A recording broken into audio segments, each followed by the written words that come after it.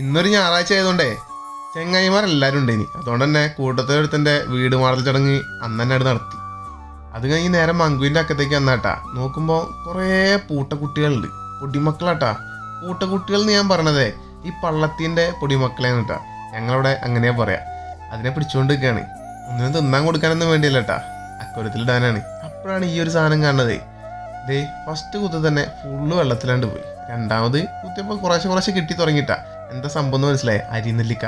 ഇതിൻ്റെ ഒരു ടേസ്റ്റിൻ്റെ പൊന്നോ, അതൊരു വേറെ വൈബാണ് കേട്ടാ.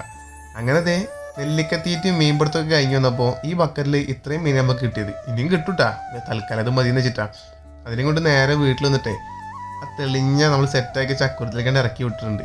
കണ്ടാ, ഇതിനെ കാണുമ്പോഴേ നമ്മൾ ഒറിജിനലി ഇംഗ്ലീഷ് മീൻ തോറ്റുപോകും ചില പാടത്തെ മീനിൻ്റെ മുന്നിൽ. അത്രയ്ക്ക് ഭംഗിയാണ്.